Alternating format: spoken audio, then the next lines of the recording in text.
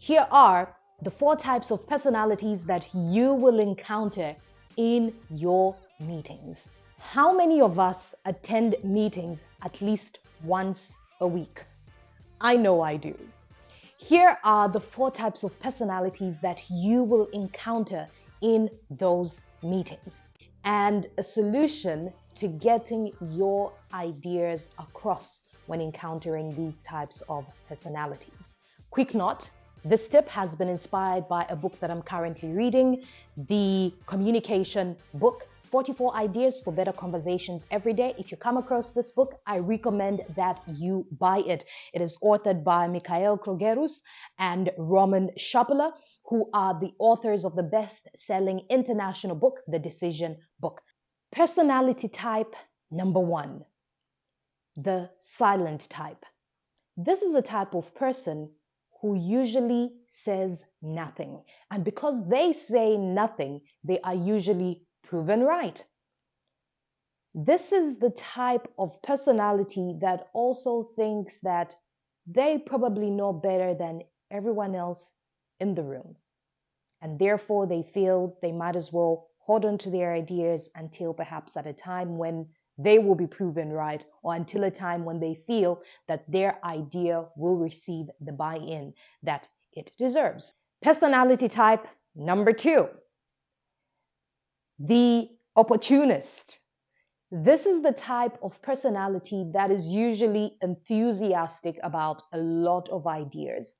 This is a type of person who will jump onto other ideas, share those ideas, and sometimes pretend as if they are the ones who authored up these ideas. Remember, the opportunist is also the type of meeting participant who usually supports ideas that seem to be supported by the boss. Personality type number 3, the master of the obvious.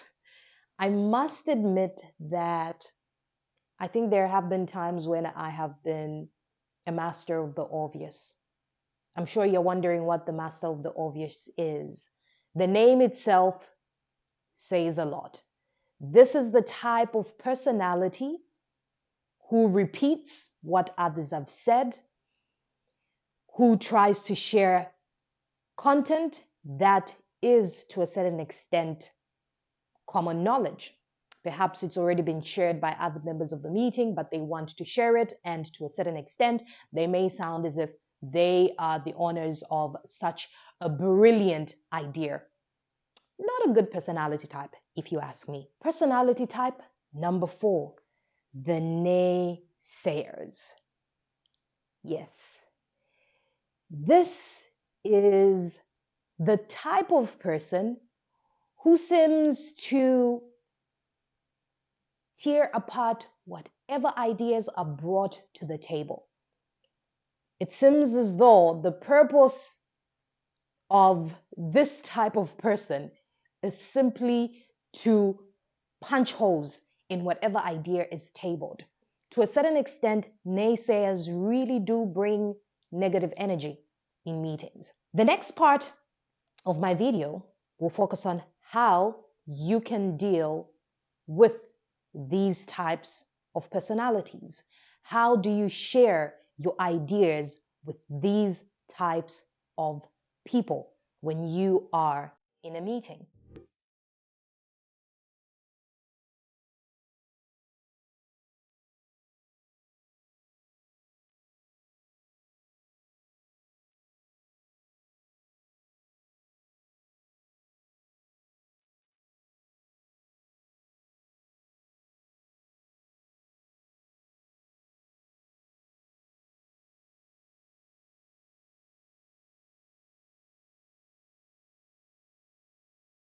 Have you heard about the salami tactic?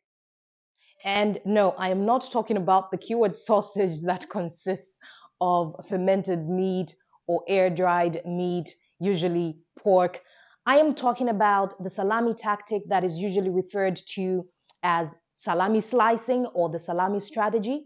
This salami slicing tactic is simply the practice of using a series of many small actions to produce a much larger action, result, or impact that would be more difficult or unlawful when it is done all at once.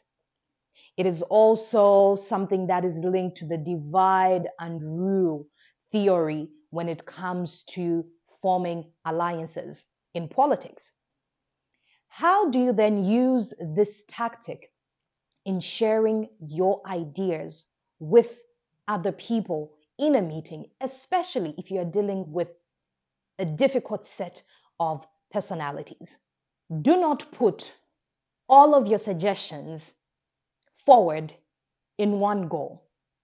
Instead, serve your ideas in stages, small slices, bits that are easily digestible step by step. By serving your ideas in small slices instead, you get two advantages.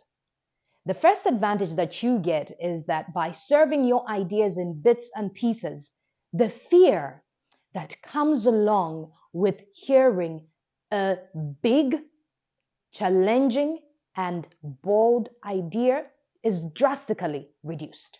The second is that as you share your ideas in bits and pieces, you will allow your audience, in this case, the personality types that are part of your meeting, to dissect your idea, throw in suggestions that perhaps may even strengthen your idea, giving your audience enough room to decide for themselves whether they like the idea or they don't. By doing this, you allow your audience to recognize that you are not forcing this idea on them, but you are tabling it before them in order for them to have an opportunity to share their thoughts, to share their contributions, the pros and cons of this idea. At the end of the day, when this idea wins, the entire team feels like they were a part of making this decision. Now, let me just twist this around in case you are the audience and somebody decides to use the salami tactic on you. What you can do is have a deeper conversation with the person proposing this idea by asking questions. Remember, there are stages in asking questions. Before you actually criticize an idea, perhaps you want to understand further what the idea is. What is it? What is the process? How will it be done? And once you ask these questions, you are now getting deeper into the idea and you're getting more information about this idea, and you will be able to measure what the good and what the bad is when it comes to this idea. So similar to the salami tactic, if you're presenting your idea, you too can ask questions for clarity, questions for better comprehension before you actually land at the bigger idea and the whole concept of what this person is trying to share with you. So there you have it. I hope that you've enjoyed watching my speaker secrets for this week. Do not forget to subscribe to my YouTube channel. That is where I post my longer videos and delve deeper into these topics. Follow me on Facebook, Instagram, TikTok, as well as Twitter. If you're interested in signing up for my online programs, feel free to drop me an email at info@patiencchisanga.com, and I'll be more than happy to furnish you with the details of the programs that I currently have running. It's goodbye.